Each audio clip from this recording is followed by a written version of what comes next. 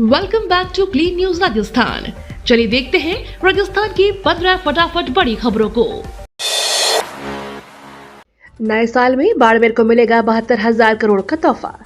राजस्थान की आर्थिक प्रगति के सबसे बड़ा सपना और बाड़मेर बालोतरा के विकास की घोतक रिफाइनरी 2025 की सबसे बड़ी सौगात होगी। रिफाइनरी का कार्य उत्तरार्ध पर है और अब केवल 5 से 10% ही शेष है। मार्च 2025 का लक्ष्य तय है। 72,000 करोड़ का यह मेगा प्रोजेक्ट 2018 से 25 की अवधि में तैयार हो रहा है। राजस्थान के मेगा प्रोजेक्ट रिफाइनरी की 11 में से 10 इकाइयों का कार्य 90 से 98% तक पूरा हो गया है। एक इकाई सल्फर रिकवरी 50% तक पहुंची है। कार्य की रफ्तार तेज रही तो 25 की जनवरी में ही रिफाइनरी का कार्य टेस्टिंग मोड में आ जाएगा। राजस्थान में स्क्रब टाइफस बीमारी आउट ऑफ कंट्रोल। प्रदेश में स्क्रब टाइफस बीमारी ने अभी तक के सभी रिकॉर्ड तोड़ दिए हैं और इस बीमारी से पॉजिटिव मरीजों की संख्या में लगातार वृद्धि हो रही है। बीते साल यानी वर्ष 2024 में इस बीमारी से 3,000 से अधिक मामले सामने आए, जो पिछले 12 सालों में सबसे अधिक हैं।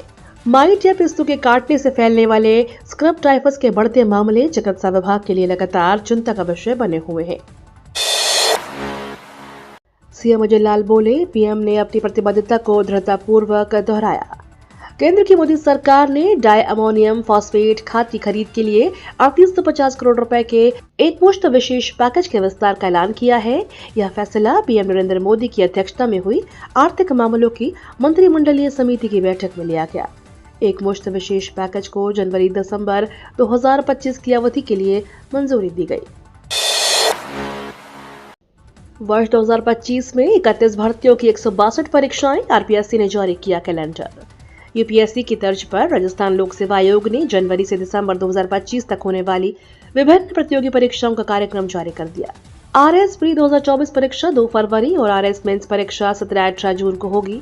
इस साल 31 भर्तियों की 162 परीक्षाओं का आयोजन किया जाएगा।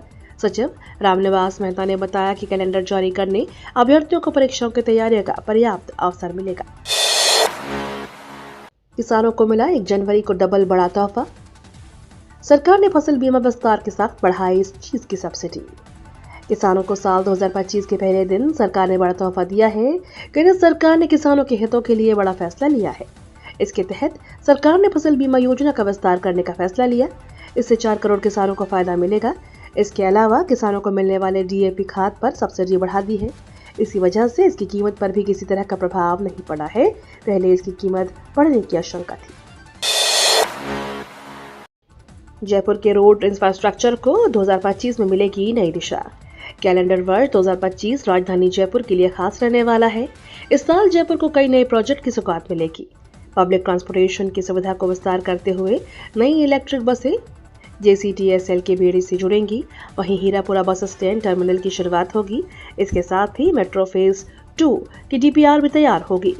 भांकरोटा फ्लाईओवर, गणगौर अस्पताल का एक्सटेंशन और चौगान स्टेडियम में खेल परियोजनाओं का काम पूरा हो चुका है।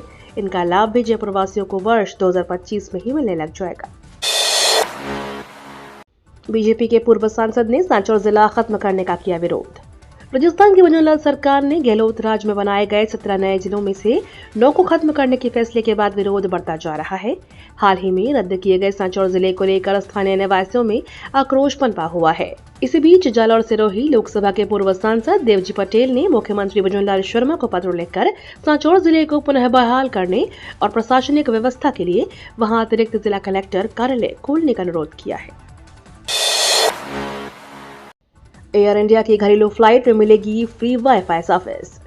साल 2025 की शुरुआत के साथ टाटा ग्रुप की एयरलाइन एयर इंडिया ने अपने यात्रियों के लिए बड़ा ऐलान किया है। इसके तहत एयर इंडिया ने कहा कि वह अपने घरेलू उड़ान में वाईफाई सर्विस उपलब्ध कराएगी। इसके साथ एयरलाइन एयर इंडिया घरेलू उड़ान मार्गों पर वाईफाई सर्विस लॉन्च करने वाली विमान कंपनी बन गई है। इस बारे में जानकारी एयर इंडिया ने 1 जनवरी को दिया है। रेलवे का बड़ा फैसला, बदल गए ट्रेनों के नंबर। भारतीय रेलवे ने 1 जनवरी से यात्री ट्रेनों को उनके नियमित नंबरों के साथ चलाने का फैसला किया है। यानी अब ट्रेनों के नंबर कोविड-19 से पहले वाले हो गए हैं। रेलवे बोर्ड के एक फैसले के अनुसार सभी यात्री ट्रेनें मौजूदा 0 नंबरिंग सिस्टम के बजाय नियमित नंबरों के साथ चलेंगी। रेलवे अधिकारियों के अनुसार यात्री रेलगाड़ियां जनवरी 2025 से अपने पुराने ट्रेन नंबरों के साथ पहले के फेरे के अनुसार चलेंगी। 10वें दिन बोरवेल से बाहर आए चेतना की मौत। बोरवेल में गिरी 3 वर्षीय चेतना को रेस्क्यू टीम ने 10 दिनों की मशक्कत के बाद आखिरकार बुधवार को बाहर निकाल लिया। आनन फानन में चिकित्सकों की देखरेख में मासूम को जिला अस्पताल रवाना किया है। रेस्क्यू में अधिक समय लगने के कारण चेतना को बचाया नहीं जा सका। बालिका की मां को इस बात की आशंका थी शायद उनकी लाडली जीवित नहीं रही।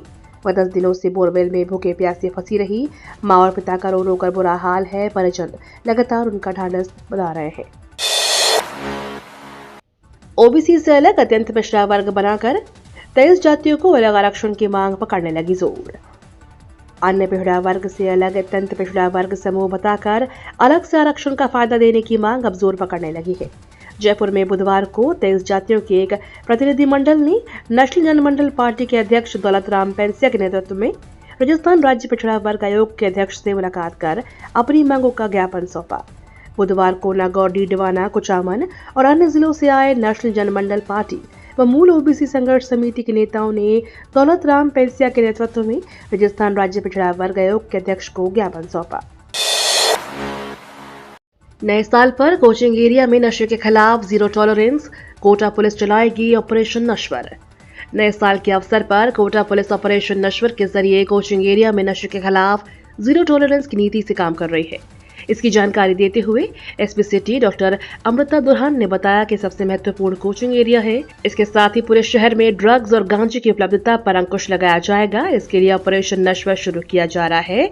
कहीं भी कोटा शहर में कोई सूचना है तो कोटा कंट्रोल रूम के व्हाट्सएप या फिर मोबाइल नंबर पर सूचना दें।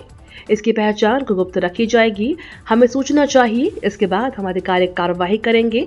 नशे की तस्करी पर भी पूरी तरह से रोक लगाई जाएगी। नए साल का तोहफा सस्ता हुआ एलपीजी सिलेंडर। नए साल के मौके पर तेल कंपनियों ने एलपीजी सिलेंडर के दामों में कटौती की है। कंपनियों ने एलपीजी सिलेंडर के दाम 14 रुपये 50 पैसे कम कर दिए हैं। हालांकि यह कटौती सिर्फ 19 किलो वाले कमर्शियल एलपीजी सिलेंडर पर दामों में की गई है। घरेलू गैस सिलेंडर यानी 14 किलो वाले एलपीजी सिलेंडर के दामों में कोई बदलाव नहीं हुआ है। कमर्शियल गैस सिलेंडर के महंगे और सस्ते होने से कई चीजों के दाम बढ़ते और घटते हैं। नए साल पर मोबाइल यूजर्स को सस्ते रिचार्ज का तोहफा। ट्राई का नया नियम जल्द होगा लागू। ट्राई ने नए साल के मौके पर सस्ते रिचार्ज का तोहफा देते हुए कंज्यूमर प्रोटेक्शन रेगुलेशन में संशोधन करने का फैसला किया है। दूरसंचार नियामक का यह फैसला देश के 30 crore 2G feature phone users को फायदा पहुंचाने वाला है। यही नहीं, ट्राई के इस नियम का फायदा सेकेंडरी सिम कार्ड रखने वाले यूजर्स को भी होने वाला है, जो केवल नंबर को एक्टिव रखने के लिए रिचार्ज कराते हैं। वॉइस और एसएमएस ओनली प्लान के आने के बाद से टेलीकॉम कंपनियों को सस्ता रिचार्ज प्लान पेश करना होगा।